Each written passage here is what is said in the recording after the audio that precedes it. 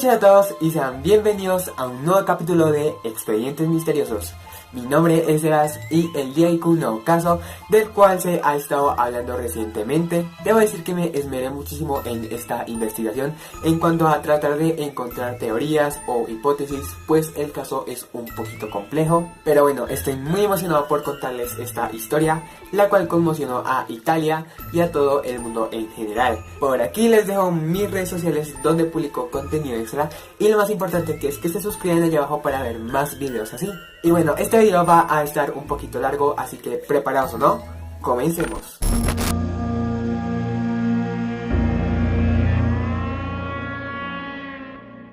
Albino Luciani, conocido mejor como el Papa Juan Pablo I, nace el 17 de agosto del año 1912. Giovanni Luciani y Bortola Tanco fueron una humilde pareja, la cual crió a 4 hijos, entre ellos Albino, en Forno di Canale, una localidad italiana. Para la edad de 10 años, Albino pierde a su madre y su padre Giovanni decide contraer segundas nupcias con una mujer muy devota, cosa la cual sería determinante en la vocación religiosa de nuestro protagonista. Para el año de 1923, Albino ingresa en el seminario de Belluno, donde recibe la orden sacerdotal. Tiempo después se traslada a Roma, donde continúa con sus estudios en teología en la Universidad Gregoriana, y para el año de 1937 regresa a su pueblo natal.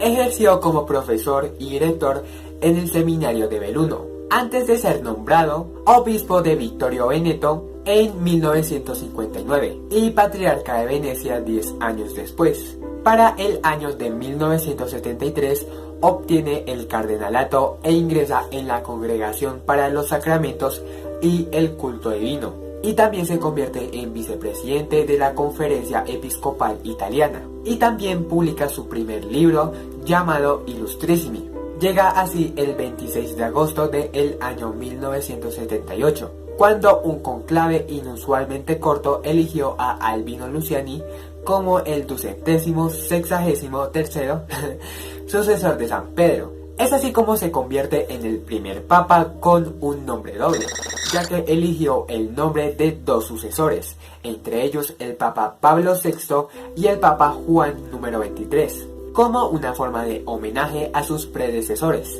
Es así como toma el nombre de el Papa Juan Pablo I y el 3 de noviembre de ese año inicia su ministerio oficial, con una misa celebrada en la Plaza de San Pedro. Es así como Juan Pablo inicia su pontificado bajo el lema Humilitas, lo que en latín traduce como humildad.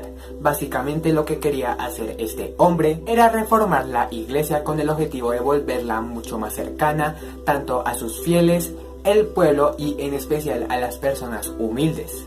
Estas acciones que quería realizar lo llevaron también a ganarse el apodo de el Papa de la Sonrisa o la Sonrisa de Dios, debido también a que Juan Pablo tenía una actitud muy alegre y siempre se presentaba con una sonrisa en su rostro. Y lo que la gente más recalcaba de él es que él tenía una especie de conexión o cercanía muy especial tanto con los pobres como con los niños. Y además algo muy peculiar pero que llamó mucho la atención es que Juan Pablo renunció a muchos de los honores que él tenía otorgado como papa. Esto según él lo hacía con el objetivo de mostrar que a pesar de que era alguien con poder, era humano y sobre todo humilde. Y a esto al pueblo le pareció una maravilla, ya que esa era la prueba concreta de que Juan Pablo, siendo el papa, guiaría y llevaría a la iglesia por muy buen camino. Sin embargo, es acá donde se abre este expediente, pues aparte de todos los caracteres que les conté, Juan Pablo I también se caracterizó por tener uno de los papados más cortos en la historia de los papas, pues tan solo 33 días después de haber sido elegido, el papa fue encontrado muerto bajo circunstancias extrañas. Entonces es acá donde vamos a comenzar a hablar sobre las versiones, las inconsistencias y las teorías tras el caso de Juan Pablo, las cuales son varias y también muy extrañas de por sí. Respecto a cómo se encontró el cuerpo del Papa, se dieron diferentes versiones, pero la versión real va de la siguiente manera. Era el 29 de septiembre del año 1978. Vicencia Tafarel y Margarita Marín eran dos monjas y también amas de llaves, las cuales trabajaban para el Papa Juan Pablo I. Generalmente, cada mañana el Papa Juan Pablo se levantaba a las 5:30 am e iba a desayunar a un lugar llamado la Sacristia. Sin embargo, en este día en específico eso nunca ocurrió. Estas dos mujeres, viendo que el Papa no se levantaba para ir a desayunar, empezaron a llamarlo, pero sin embargo el hombre no respondió. Es así como la hermana Vicencia, en un momento de tensión, decide agarrar valor y entrar al cuarto del Papa. Es ahí donde entra nuestro primer testimonio, el cual dice lo siguiente. Estaba en su cama, con una luz sobre el cabecero, para leer encendida.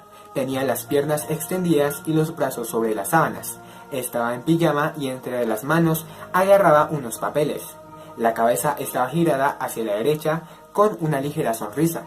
Tenía las gafas apoyadas en la nariz, los ojos medio cerrados, parecía dormido. Le toqué las manos, estaban frías. Me impresionaron las uñas un poco oscuras. Se dice que en un momento la hermana Vicencia se dio cuenta de que el Papa no estaba respirando, así que muy alarmada salió a avisar al secretario del Papa llamado John Magee. Este hombre, John, al escuchar esto, quedó un poco preocupado, así que decidió llamar al cardenal Jean Villot, quien fue a la casa del Papa junto al médico Renato Busonetti. Sin embargo, estos hombres no logran hacer nada y es así como el Papa Juan Pablo I fallece este día en el Palacio Apostólico a sus 65 años de edad, tras lo que parece ser un infarto agudo de miocardio ocurrido probablemente entre las 4 y 5 de la madrugada.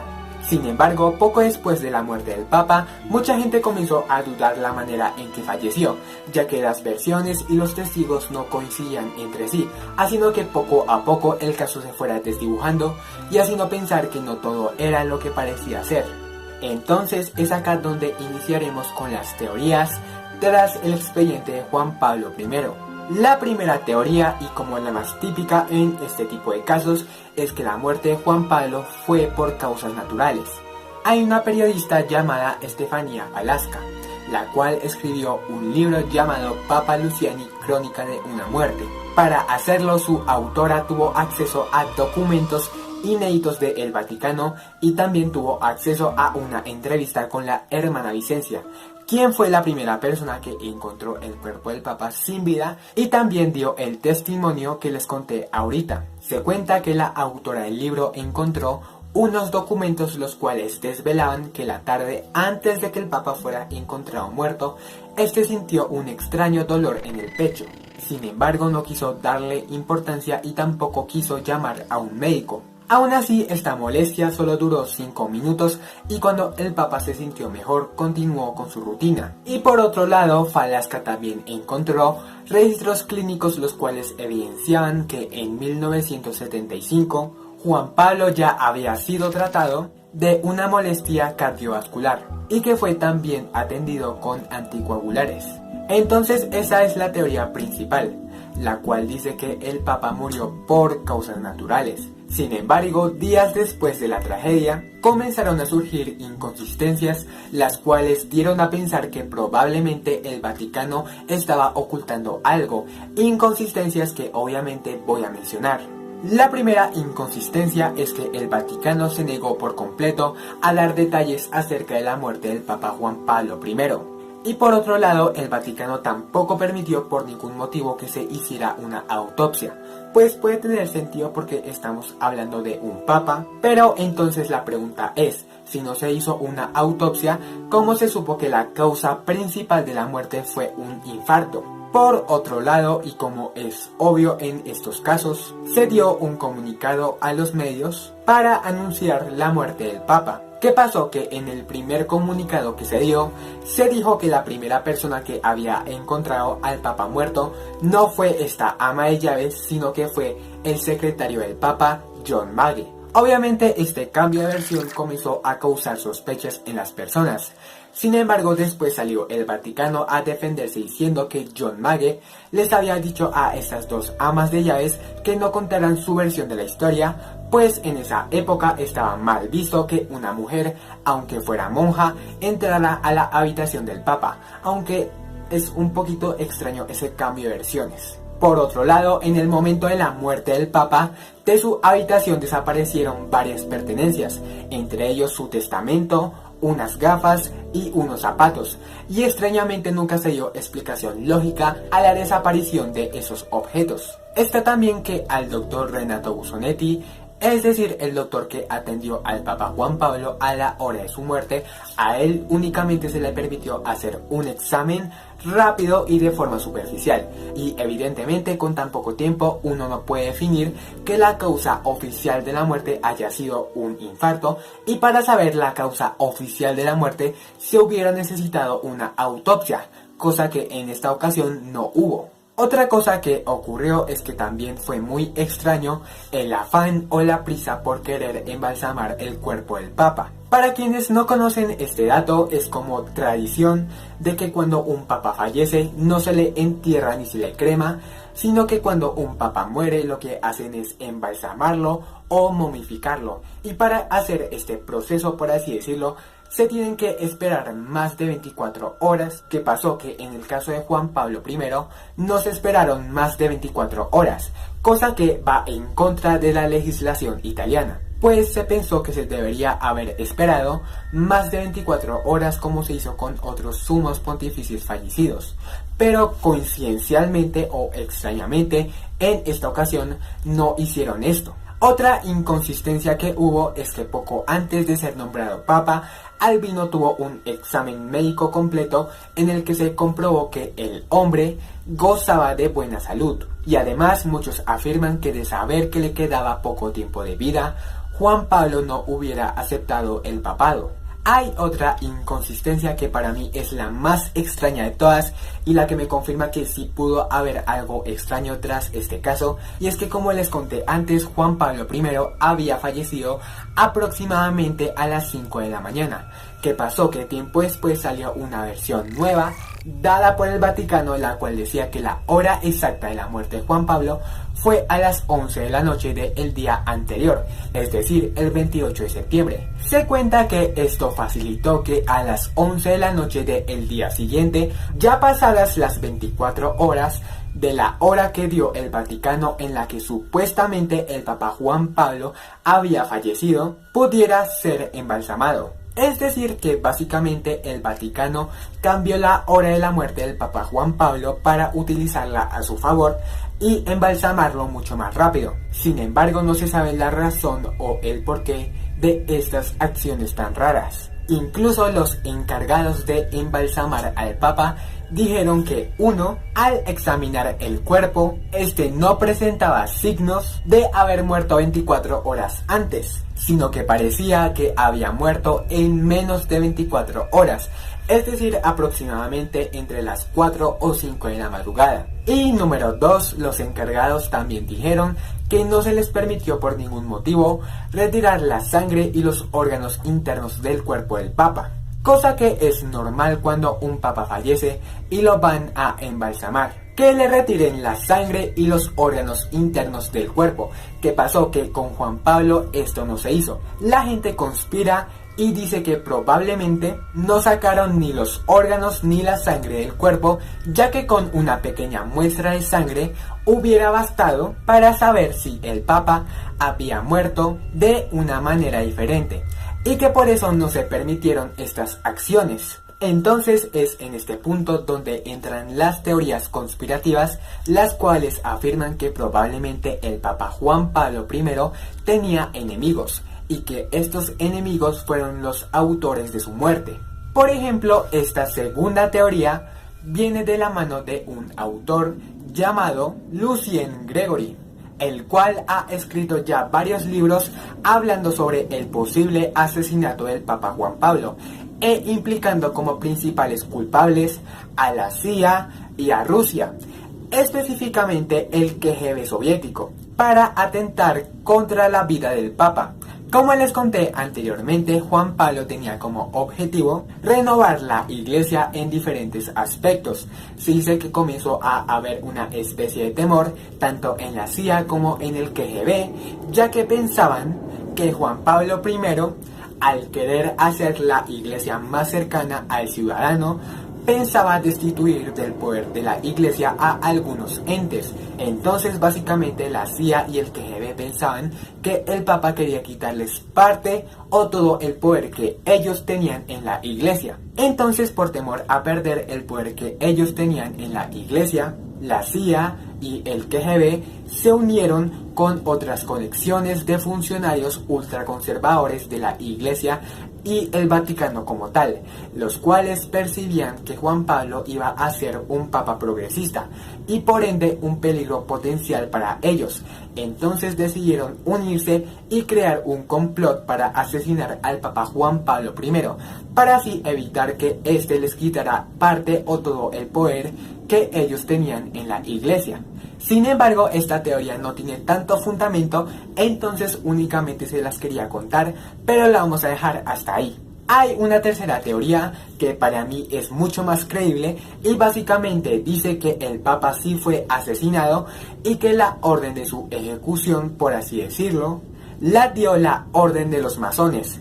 Hay una pista que es crucial en la investigación y que también estuvo en la escena de la muerte de Juan Pablo I, y eran los papeles que tenía agarrados en las manos. Como les conté anteriormente, en el testimonio de la ama de llaves que encontró el cuerpo del pontífice, ella dijo que el Papa sostenía en sus manos varios papeles. Esos documentos nunca fueron revelados y por ende nunca se supo qué era lo que contenían. Algunos decían que era algún tipo de sermón, pero según la teoría conspirativa, el documento que tenía Juan Pablo en ese momento no era un sermón, sino una lista con los nombres de destacados católicos, los cuales eran miembros secretos de la Orden de los Masones, cosa que es ilegal bajo la ley de la Iglesia Católica ser un miembro de la masonería. Entonces muchos conspiran y afirman que el Papa Juan Pablo I fue asesinado por masones infiltrados en las altas esferas vaticanas. Sin embargo, es acá donde entra la teoría más fuerte de este caso, y que fue descubierta recientemente, para ser exactos en julio de este año 2019, y que para mí es la prueba concreta de que Juan Pablo sí pudo haber sido asesinado.